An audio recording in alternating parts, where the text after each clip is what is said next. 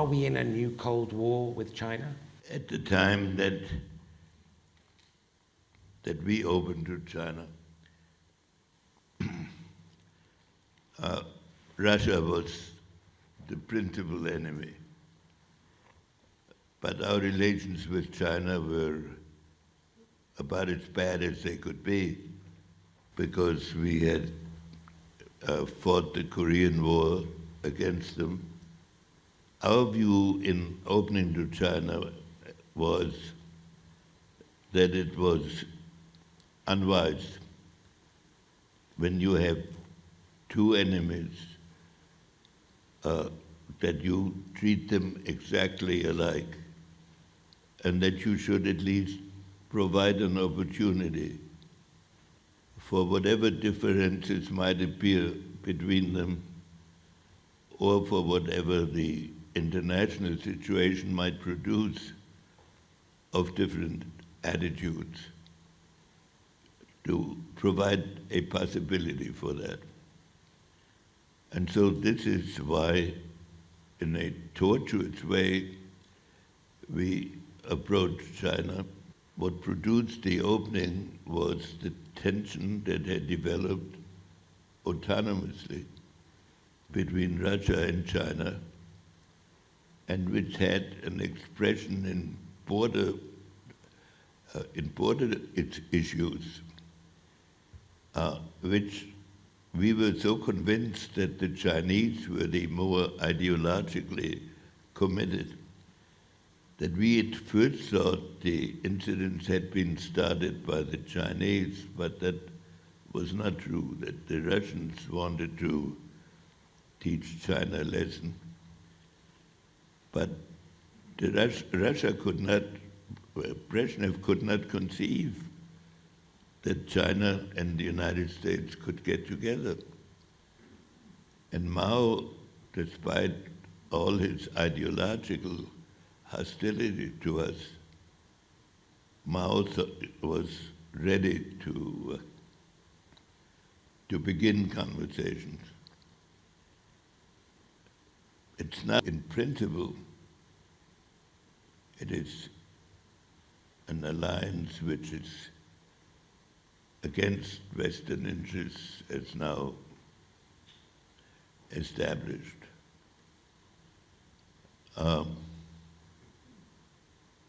But it does not look to me as if this is an intrinsically permanent relationship.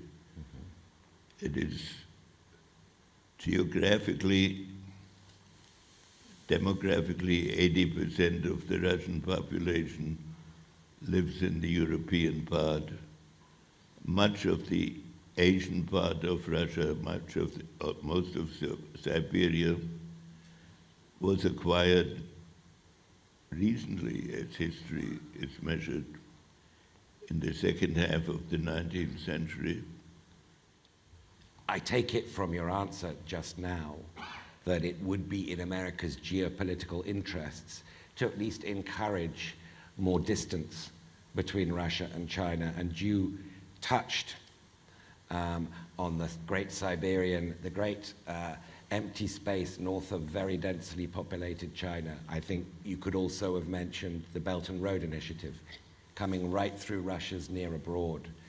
There are neuralgias there, with Russia being a little brother, that are available to exploit, or is that wrong? I think the geopolitical situation globally will undergo significant changes after the Ukraine war is over.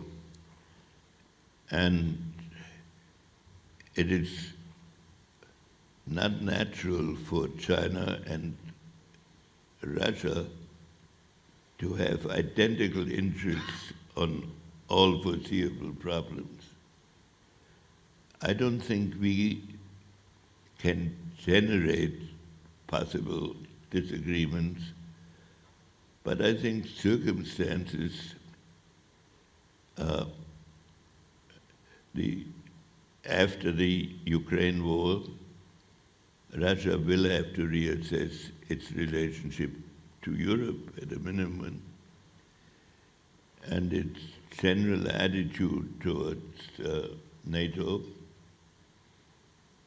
and so will America and especially Europe have to do when the lessons of this period sink in. And so I think it is unwise to take a adversarial position to two adversaries in a way that drives them together.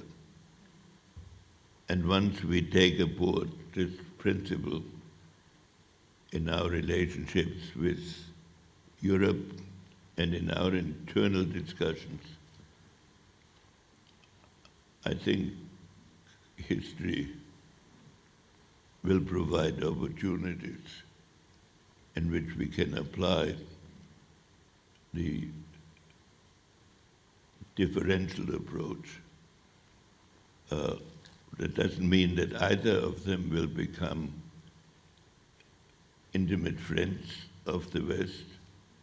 It only means that on specific issues, as they arise, we leave open the option that a different approach, we are prepared to explore differences in approach in terms of our own relationship without discussing in the abstract what their relationship with each other would be, because that will be determined by their own interests and by their own domestic situation. But in view of general strategy in the period ahead of us, we should not lump Russia and China together as an integral element. So, I mean, I take it, teasing out from your remarks, that the Biden administration's framing of its grand geopolitical challenge as being democracy versus autocracy, I'm picking up an implicit hint that you think that's the wrong framing?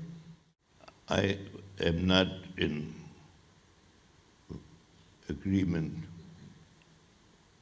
with stating an adversarial position as the basic element of the relationship, but of course we have to be conscious of the differences of ideology and of interpretation that exist, but we should use this consciousness to apply it in our own analysis of the importance of issues as they arise, rather than making it the principal issue of confrontation, unless we are prepared to make regime changes the principal goals of our foreign policy, which I think, given the evolution of technology and the enormous destructiveness of weapons that now exist, may be imposed on us by the hostility of others. But we should avoid generating it with our own attitudes. Okay, let's get into the specifics of today. You made your name, of course, in the 50s, studying nuclear theory and strategy, and then as National Security Advisor and Secretary of State in the 1970s. You have probably more experience than any person alive of how to manage a standoff between two nuclear-armed superpowers. You had a couple of DEFCON 3 or 2 moments. I can't remember which DEFCON level they were, but one was when the Soviets wanted to send peacekeeping troops into the Sinai Desert. Let's not get into that. But today's nuclear language, which is coming thick and fast, from Putin, from people around Putin. Where do you put that in the context of all the dangers we went through, Cuba Missile Crisis, near accidents in 1983, etc.? Where do you put today's nuclear language in terms of the threat we might be facing today? Now in a technology where the rapidity of its change, the subtlety of the inventions can produce levels of catastrophe that were not even imaginable in the period that I was talking about. And the strange aspect of the present situation is that the weapons are multiplying on both sides, and their sophistication is increasing literally with every year, and their range and automaticity and almost any other noun you want to attach to them. But there's almost no discussion that's internationally about what would happen if the weapons actually became used. So my appeal in general, in my discussions, on whatever side you are in these discussions, is to understand that we are now living in a totally new era, that we have gotten away as cultures up to now with neglecting that aspect. But as this technology is spread around the world, as it does inherently, diplomacy and war will need a different content, and that will be a challenge for the immediate future. Now you've met, correct me if I'm wrong, but ballpark, you've met Vladimir Putin 20, 25 times? Yeah.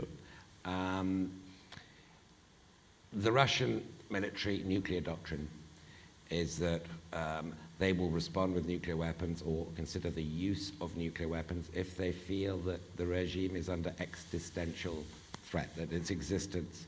But of course, the word existential is in the eye of the beholder. Where do you think Putin's red line is in this situation? I have met Putin as a student of international affairs about once a year for a period of maybe 15 years for purely academic and strategic discussions to try to learn his thinking and impart whatever thinking I had if he, as the conversation developed.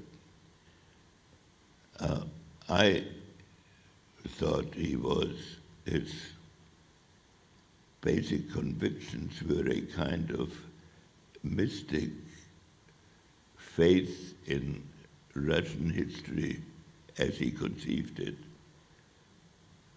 and that he felt offended in that sense, not by anything we did particularly at first, but simply by this huge gap that opened up between Europe and the East, when the security lines were moved from the Elbe towards some, at first, undefined future.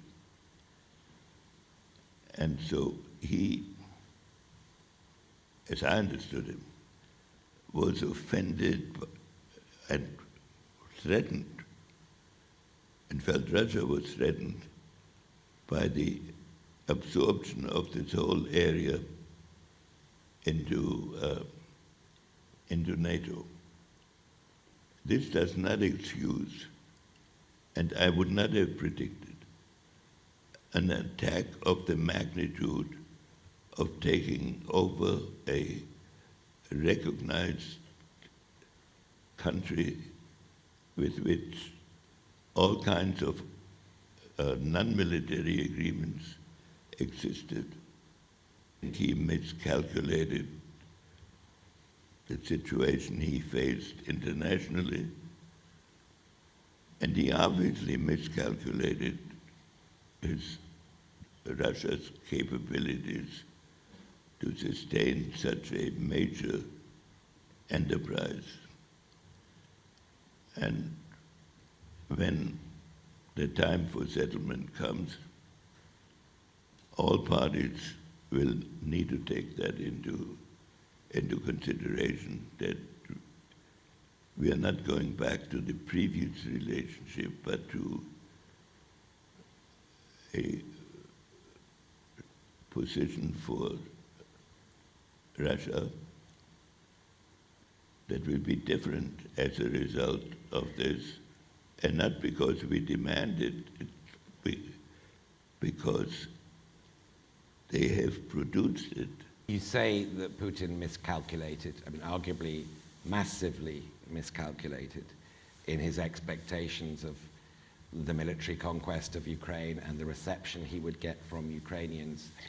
Now, a lot of the nuclear theory and strategic theory you worked on assumes people have good information and that they can act rationally on their good information. Do you think he's now recalibrating, having miscalculated? Do you think he's getting good information? And if he isn't, what further miscalculations should we be preparing for? In all these crises, one has to try to understand what the inner red line is for the opposite number. And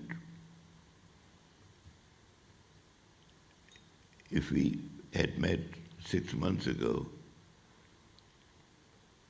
well, I first, as I said, wouldn't have thought that he would start a war of that scale in Europe or anywhere. So the obvious question is,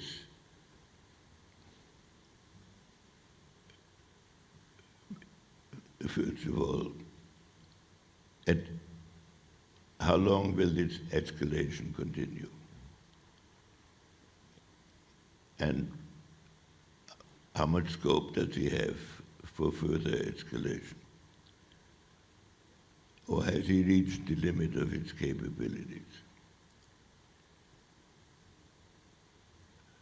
And he has to decide at what point escalating the war will strain his society to a point that will limit its fitness to conduct international policy as a great power in the future. I have no judgment when he will come to that point. The second level is when that point is reached. Will he escalate by moving into categories of weapons that in 70 years of their existence have never been used? Weapons in which nuclear countries accepted defeat from non-nuclear countries, like both Russia and we in Afghanistan, without resorting to weapons which, in a purely technical sense, could have ended the conflict. So if that line is crossed, that will be an extraordinarily significant event, because we have not thought through globally what the next dividing lines would be. And we have to think of how to react were it to happen. But one thing we could not do, in my opinion, is just accept it, because that would open a new method of blackmail. I mean, you've met Xi Jinping many times too, and his predecessors. You know China well. What lessons is China drawing from this? Any Chinese leader now, or all Chinese leaders, would be reflecting how to avoid getting into the situation into which Putin got himself, and how to be in a position where in any crisis that might arise, they would not have a major part of the world turned against them. And the key decision America and China will have to make down the road, and not in any 1 month, is your first question.